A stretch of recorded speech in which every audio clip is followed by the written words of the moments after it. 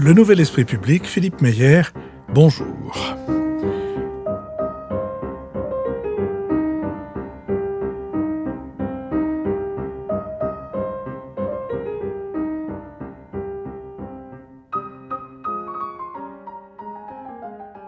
Bonjour, merci de nous avoir rejoints pour ce nouvel épisode de notre série Si c'est pour la culture, on a déjà donné, épisode qui me permet pour la 3e fois d'avoir une conversation avec Thomas Patey, étudiant à l'école du Louvre et auteur d'un récent mémoire d'anthropologie des chanteurs de cabaret. Thomas Patey, rebonjour, bonjour. Rebonjour. Nous avons évoqué beaucoup de sujets, nous avons essayé de retracer l'histoire des cabarets, nous avons également essayé de comprendre quelle était l'expérience particulière de quelqu'un comme Serge Lama ou de quelqu'un comme Claude Lemel, devenu par la suite un parolier à, j'allais dire à succès, c'est pas assez, à tube, une sorte de producteur de tubes considérable, enfin encore que j'imagine vous l'avez aussi interrogé sur ses échecs. Heureusement. Et qu'est-ce qu'il vous a dit de ses échecs? Que c'est très formateur. Ça, on dit tout ça. Heureusement que ça existe. Et il m'a aussi raconté les bides assommants qu'il s'est pris quand il chantait au cinéma, entre la pub et le film, et que non seulement le public n'applaudissait pas, mais commençait une discussion pendant la chanson et la finissait après. Il a dit, il y a pire que le cabaret, il y a le cinéma. Oui, ça n'a pas duré longtemps. Enfin, c'était plutôt avant la guerre, ça, non? Ah non. Ah non, après la guerre, on faisait encore ça? Parce que Claude Lemel, il est né après la guerre. Hein, donc, il est né après la guerre? Il est né en... Eh ben, j'aurais dit, je le prie de m'excuser. S'il nous fait l'amitié de nous écouter, je l'aurais fait naître avant. Mais donc, je ne couperai pas cet épisode, j'assumerai mes erreurs. Donc, revenons à le point sur lequel nous nous sommes quittés la dernière fois, c'est-à-dire celui du cabaret comme école de l'interprétation. Vous citiez l'exemple d'Aragon qui, après avoir entendu la même chanson, J'entends, oui. Interprétée par Francesca Solville et par Catherine Sauvage, disait c'est pas la même chanson. Oui. Bon, j'imagine que, avec par exemple Marie-Thérèse Aurin, vous avez discuté de l'interprétation. Tout à fait. Qu'est-ce que Marie-Thérèse Aurin vous a appris? Alors, Marie-Thérèse Aurin m'a dit, c'est ramener une chanson à soi. Faire d'une chanson la sienne.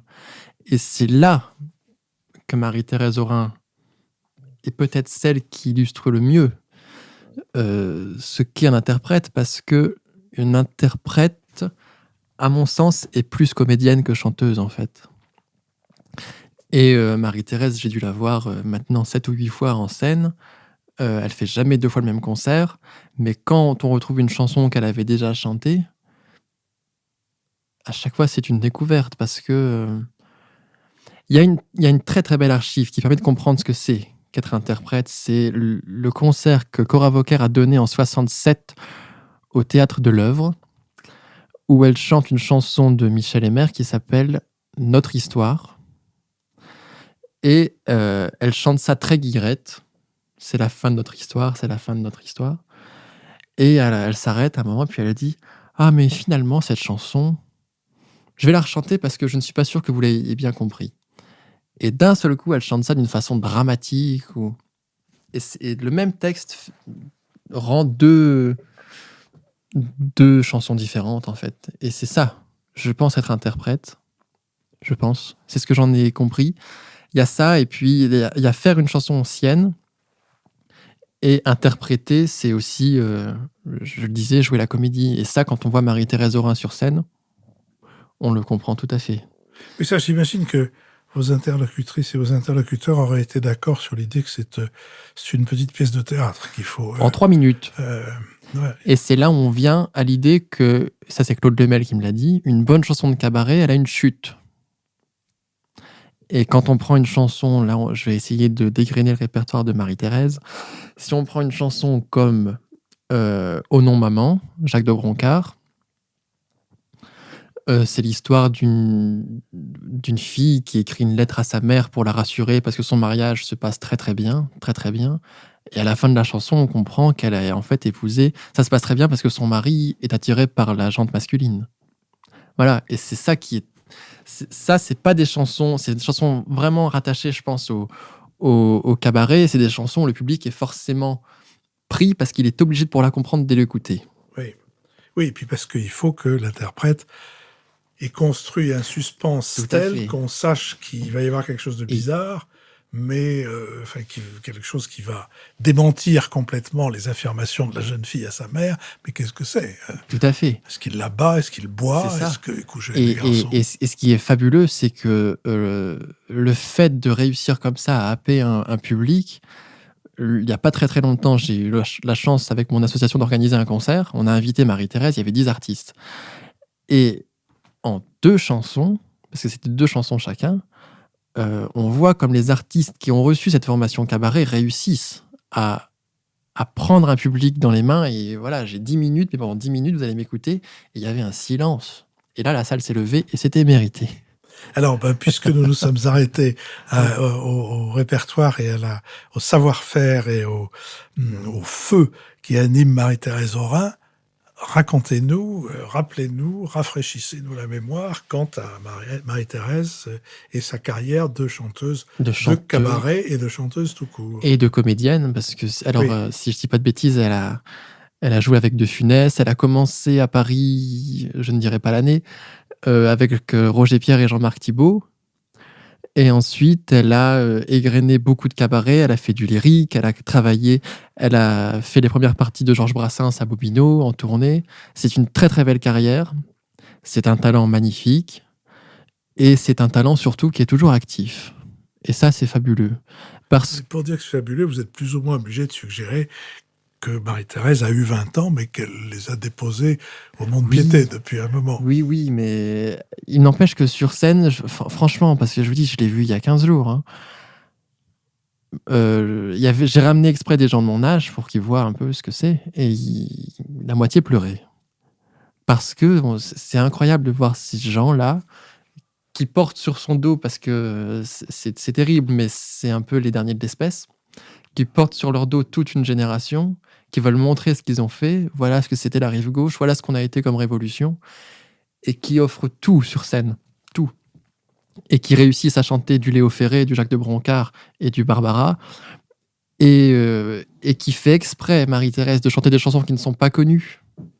Ça, Oui. elle le fait exprès, parce que elle part du principe qu'une chanson pas connue est faite pour être connue, et puis des textes, je veux dire, c'est pas un refrain et 2 couplets.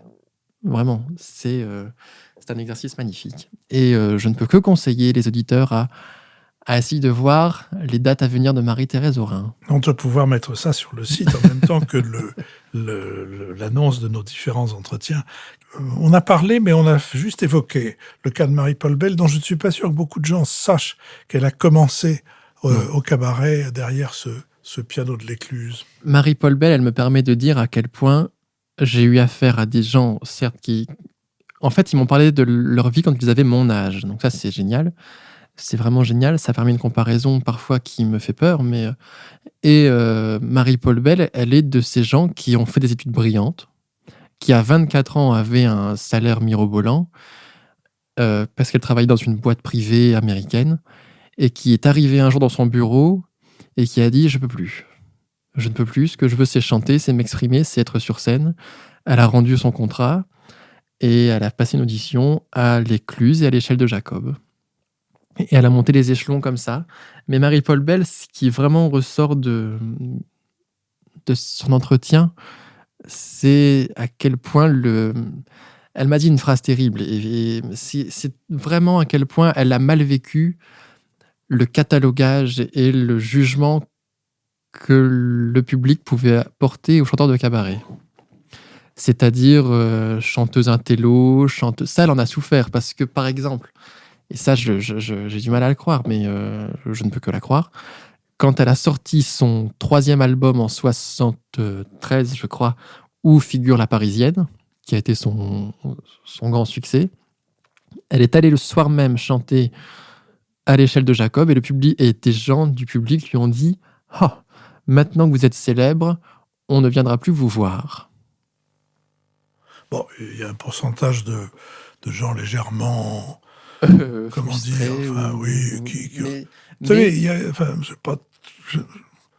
à moins que ça n'ait été le cas d'un grand nombre des publics des cabarets, mais que ce soit comme lecteur d'un livre comme spectateur d'une pièce de théâtre, comme auditeur d'un concert ou d'un cabaret, il y a toujours un pourcentage de gens qui viennent dans l'idée de faire les malins au détriment de l'auteur, des artistes, du metteur en scène, de ce qu'on voudra, des musiciens, et si possible d'exprimer leur frustration de ne pas être l'un ou l'une d'entre eux par une remarque méchante dont elles savent très bien que ça blesse. Et que c'est très blessant. Et que quand il y a 99 personnes dans une salle de 100 qui manifestent de la manière la plus explicite et même la plus non dite qu'ils apprécient ce que vous faites et qu'il y en a un qui arrive à vous balancer un bon coup de froid comme ça au milieu, c'est celui-là que vous retenez et qui, le soir, au moment de vous endormir, vient vous gratter un peu la plante des pieds pour vous empêcher de trouver le sommeil. Donc c'est pas... Mais j'ai raconté cette anecdote à... Est-ce qu'elle n'est pas un peu sursensible sur ce genre de choses, Marie-Paul Bell ? Je ne sais pas, parce que quand j'ai raconté ça, parce que juste après Marie-Paul Bell, justement, j'ai interviewé Serge Lama, parce que c'est grâce à Marie-Thérèse Zorin et Marie-Paul Bell que j'ai pu accéder à Serge Lama. Et j'ai raconté ça à Serge Lama, et Serge Lama m'a dit, peut-être en effet que c'était un moment terrible pour elle, mais il y avait un côté dans le public de cabaret où nous, on écoute l'élite, et qui pouvait être, par exemple, c'est cette opposition qui existe dans les années 60 entre la chanson rive gauche et la chanson yéyé, en fait. Et il y a ce public qui est, je crois, vraiment très fier de lui, d'aller au cabaret, d'écouter Christine Sèvres et d'écouter Germaine Montero et d'écouter du Prévert. Je pense qu'il y a de ça. Qu'est-ce que chantait Serge Lama au cabaret ? Alors, il chantait, sa première chanson, c'est « À 15 ans ». À 15 ans, j'avais la meuf fière et c'est sa première chanson, en fait. Ouais. Et après, il a chanté que ses propres chansons qu'il avait... là, le nom de son auteur va m'échapper. Ça reviendra. Mais il chantait ses chansons. C'est un auteur-interprète, pas compositeur. Oui. C'est peut-être pas tout à fait à l'écluse la tonalité générale du répertoire de ses camarades. Non.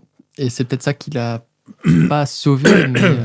Et qu'il avait sans doute tout ce qu'il fallait pour devenir le Serge Lama qui est capable d'enflammer l'Olympia, je l'ai vu, et la comparaison avec Beko, qui était son maître, ou avec Charles Aznavour, c'est tout à fait, me semble-t-il, justifié. Je crois que Charles Aznavour qui n'est pas resté très longtemps au cabaret, mais il y a eu plus facilement sa place parce que c'était le duo. Avec Pierre Roche et Charles Aznavour, et qu'ils avaient bien digéré le jazz. Tout à fait. D'ailleurs, quand on écoute le Feutre Topé ou quand on écoute Retour, ou La Monnaie, Départ Express, tout ça, ça va tout à fait dans... Moi, j'imagine une salle enfumée, les deux au bout qui font ça, et je l'imagine totalement. Oui, ils étaient musicalement l'équivalent des auteurs des textes, des chansons, des autres chanteurs de ce cabaret. Dans le cas de Marie-Paul Bell, sur lequel nous nous étions arrêtés un instant, elle est restée combien de temps au cabaret ? 3 ans. 3 ans. Après, elle a été longtemps la première partie de Serge Lama, justement. Et après, elle est revenue. Après, elle a été très présente à la télévision. Ça a été une actrice une chanteuse très populaire quand même. Elle était très liée à Françoise Ballet-Joris, qui était elle-même une romancière qui était extrêmement populaire. Et elle chante là jusque dimanche. J'y étais il y a 2 jours, j'y retourne ce soir et j'y vais dimanche. Elle est au Théâtre de Passy en ce moment et c'est très émouvant parce qu'elle retourne. Je crois que ça fait 200 places, le Théâtre de Passy. Et on retrouve une artiste qui a le public, la proximité avec le public lui manquait. Et on retrouve vraiment, et j'espère qu'elle ne se vexera pas, mais j'ai assisté en la voyant il y a 2 jours à une prestation de cabaret d'une très grande qualité, vraiment. Avec ça dure 2 heures, mais c'est très bien construit. Les chansons méritent une qualité d'écoute assez impressionnante et c'est vraiment très bien. Donc on va supposer que le cabaret est une espèce d'école de vérité pour les interprètes. Ah, tout à fait. Et ça ne pardonne pas. Si le public sent qu'il y a de la triche, c'est terrible. Et c'est ce qui est arrivé à Claude Lemel, parce que Claude Lemel me l'a dit, je ne suis pas interprète. À la rigueur chanteur, mais je ne suis pas interprète. Et ça, le public... D'ailleurs, Claude Lemel, lui, est arrivé une chose terrible, c'est qu'il a été engagé pour 15 jours, et au bout d'une semaine, il a été viré. Parce que le public ne répondait pas. C'est sur cette note triste, pour une fois, que nous allons terminer notre entretien d'aujourd'hui et donner rendez-vous à nos auditeurs mercredi prochain pour un nouveau bada de notre série « Si c'est pour la culture, on a déjà donné ».